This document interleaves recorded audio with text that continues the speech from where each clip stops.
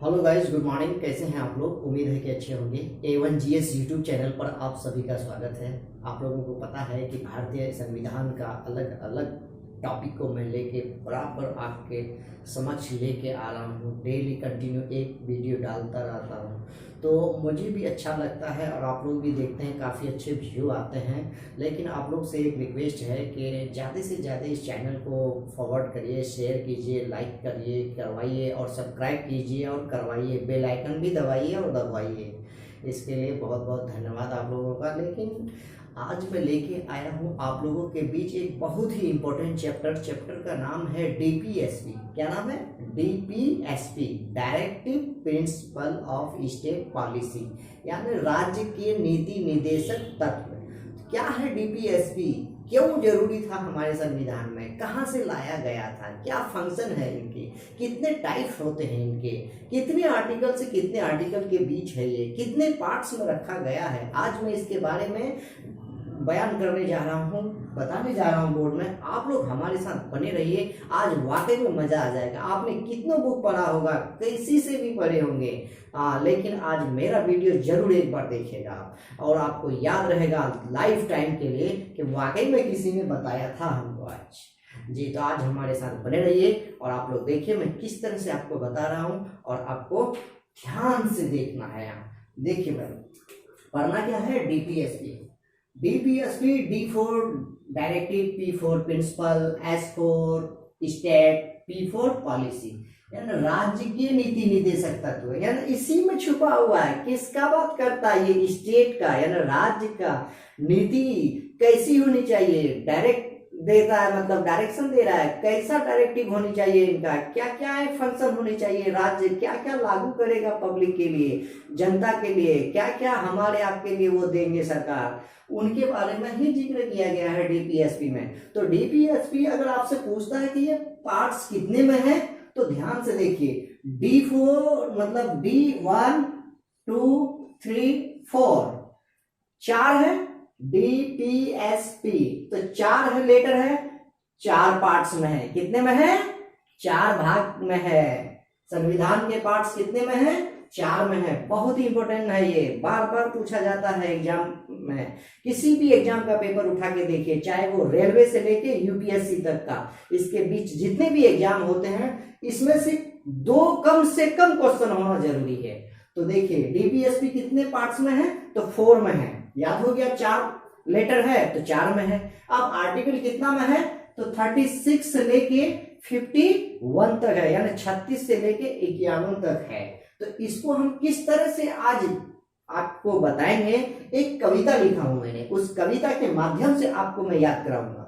तब तक चलते हैं हम। अगर आपसे सवाल पूछता है कि DPSP कैम फ्रॉम, मतलब कहां से लिया गया हमारा भारतीय संविधान में, कहां से कॉपी किया गया है, तो ये आयरलैंड से लिया गया था। कहां से? आयरलैंड से। आयरलैंड कहां से लिया था? तो स्पेन से लिया था। कहां से? स्पेन से लिया था, याद रखिएगा।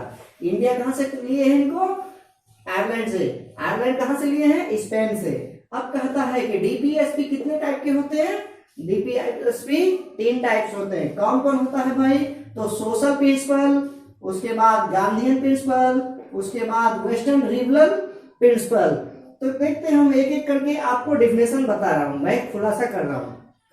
पहला है कि सोशल प्रिंसिपल, यानी समाजवादी सिद्धांत। समाजवादी सिद्धांत क्या है भाई? यानी कि ऐसा जिसमें जनता को सामाजिक आर्थिक न्याय मिले, उसकी बात करता है। किसमें? सोशलिस्ट प्रिंसिपल में। और किसकी बात करता है ये? आजीविका के साधन को बढ़ावा दे, कुटीर उद्योग को बढ़ावा दे, इसकी बात करता है वो। किसमें? सोशल प्रिंसिपल में। कहता है कि मेल और फीमेल का इक्वल कर दे दोनों को, मतलब समान काम के लिए समान आरक्षण दे, किसी की भेदभाव ना करे, उसकी बात करता है। कौन करता है? तो सोशल प्रिंसिपल। आई होप कि आप समझ गए होंगे। नेक्स्ट है गांधीयन प्रिंसिपल। गांधीयन प्रिंसिपल कहता है कि छुआछूत नहीं हो, SC ST को आरक्षण दो, SC ST पिछड़ा वर्ग को बढ़ावा दो। उसके बाद पंचायतों का गठन किया जाए, पंचायतों के गठन के माध्यम से लोगों को हम फायदा ज्यादा से ज्यादा पहुंचे। कुटीर उद्योग हो, बड़े बड़े उद्योग हो, फैक्ट्रियां लगाया जाए, ये किनका मतलब सिद्धांत है? ये तो गांधीयन सिद्धांत है, गांधीवादी का सिद्धांत है। आपको आई होप के समझ में आ गया होगा। नेक्स्ट है आपका western liberal principle. Western liberal मतलब कहता है कि पाश्चात्य, पाश्चात्य का मतलब है उदारवादी। क्या है? उदारवादी। उदारवादी किसको कहेंगे हम? उदारवादी ऐसा मतलब है जिसमें हमारे देश के हो या किसी भी कंट्री का हो, अगर वो नेशनलिज्म पर हिस्टोरिकल कोई भी प्लेसेस हैं, जैसे कि लाल किला, जैसे कि ताजमहल, जैसे कि पार्लियामेंट, हाँ, तो हिस्टोरिकल प्लेस है, तो इसकी हमें सुरक्षा करनी चाहिए, रक्षा करनी चाहिए, देखरेख करनी चाहिए, इसको हमें नुकसान नहीं पहुंचाना चाहिए। इसकी बात करते हैं किसमें? तो आपको पाश्चात्य उदारवादी सिद्धांत में। नेक्स्ट चलेंगे हम डीपीएसपी। अगर आपसे सवाल पूछता है कि डीपीएसपी को noble feature of the constitution यानी संविधान के नोबल के नाम से किसे जाना जाता है, तो डीपीएसपी को, ये किसका कथन है भाई? किसने कहा था?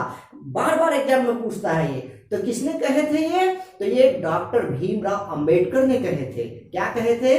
कि डीपीएसपी जो है भारतीय संविधान का नोबल फीचर है।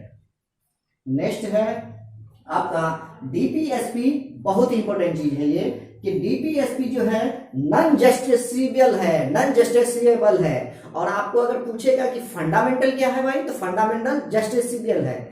मतलब कि डीपीएसपी अगर किसी भी राज्य में, जैसे मान लीजिए आपका कोई भी एक स्टेट है, उसमें अगर आपको गवर्नमेंट की तरफ से कुछ नहीं मिलता है, कोई फंड नहीं दिया जाता है, तो उसके लिए आप कानूनी कार्रवाई के लिए कोर्ट नहीं जा सकते हैं। लेकिन अगर आपका फंडामेंटल राइट्स अगर आपको नहीं मिलता है और उसका हनन होता है, तो आप डायरेक्ट कोर्ट जा सकते हैं। इसी को कहता है कि डीपीएसपी जो है नॉन जस्टिस है और फंडामेंटल जस्टिस है। आई होप कि आपको याद हो गया होगा। नेक्स्ट है भाई, नोट में मैंने लिखा है यहाँ कि डीपीएसपी को सुप्रीम कोर्ट में केस दायर किए गए हैं। बहुत ऐसे मतलब क्या कह रहे हैं कि केस हैं, लेकिन दो कोई केस का नाम जिक्र किया गया है, मैंने यहाँ किया हूं, लेकिन बहुत इंपॉर्टेंट है। वो दो केस में क्या कहे हैं? एक पहला केस है कि चंपाकम, क्या है? Champakam Dorairajan versus state of Madras case 1951 कहता है कि फंडामेंटल राइट डीपीएसपी से अधिक महत्वपूर्ण है। क्या कहता है? फंडामेंटल राइट जो है वो डीपीएसपी से अधिक महत्वपूर्ण है। दूसरा केस कहता है कि मिनर्वा मिल्स केस 1980 वर्सेस, आपको याद रखना है, मिनर्वा मिल्स केस 1980 कहता है कि पार्ट थर्ड और पार्ट फोर्थ, पार्ट थर्ड में क्या है? फंडामेंटल राइट्स है, मैंने आपको बता दिया है। तो फंडामेंटल राइट्स और क्या कह रहे हैं? डीपीएसपी में कोई भी अंतर द्वंद नहीं है। कौन कहते हैं ये मिनर्वा मिल्स केस में कहा गया है, कोर्ट ने दिए हैं कि वो चाहे फंडामेंटल राइट्स हो या डीपीएसपी हो, इसमें कोई अंतर द्वंद नहीं है। नेक्स्ट चलेंगे हम। आपको देखिए, जैसे आपको अब याद कैसे करेंगे 36 से लेके 51 तक, तो हमारे साथ आप लोग रिकॉल कीजिए किस तरह से मैं कविता पढ़ रहा हूं, ध्यान से सुनिएगा। कहता है अनुच्छेद 36 में है राज्य की परिभाषा, डीपीएसपी ने बदले 37 से है आशा। फिर से एक बार, अनुच्छेद 36 में है राज्य की परिभाषा, डीपीएसपी ने बदले 37 से है आशा। 38(1) ने सामाजिक आर्थिक राजनीतिक न्याय दिया, 38(2) ने जीवन की असमानता को दूर किया, आजीविका के साधन देना 39(a) की जिम्मेदारी, 39(b) दे लोगों को संसाधनों में भागीदारी, 40 में पंचायत, 41 में रोजगार, 42 करे सहायता, 43 दे उद्योगों का संचार, समान नागरिक संहिता 44 करे प्रयास, 45 से छोटे बच्चों को शिक्षा का है आस, 46 अब SC ST को शिक्षित कर आगे बढ़ाएगा, 47 पोषाहार लेकर शराब बंदी कराएगा, 48 करे पशुपालन, 49 संरक्षण का दिखावा, 50 करे न्याय का पृथक्करण, 51 शांति सुरक्षा का दिखावा। आई होप कि आपको याद हो गया होगा। इसको 1 से 2 बार प्ले करके देखिएगा आप लोग, बहुत ही मजा आएगा। और ऐसे ही आपको 36 से 51 याद हो गया होगा। और जहां जहां कहता है 36 में क्या, तो राज्य की परिभाषा है। 37 में क्या है, तो डीपीएसपी को नहीं बदला जा सके। 38 क्या कहता है, सामाजिक आर्थिक राजनीतिक न्याय दिया जाए। 38(2) कहता है जीवन की समानता को दूर किया जाए, सबको इक्वल करे। उसके बाद 39(a) कहता है कि आजीविका को साधन दे, मतलब कुटीर उद्योग लगाए, बड़े बड़े फैक्ट्री दे, उसके बारे में कहता है। बी कहता है लोगों को संसाधन दे। 40 में पंचायत का गठन करे। 41 में रोजगार दे। 42 में सहायता करे। 43 में उद्योग लगाए। उसके बाद आपको 44 में समान नागरिक संहिता को लागू करे। 45 में छोटे बच्चों के लिए शिक्षा दे। 46 अब SC/ST का शिक्षा को बढ़ावा दे। 47 कहता है पोषाहार लेकर शराब को बंद कराओ। उसके बाद 48 कहता है पशुपालन लगाओ।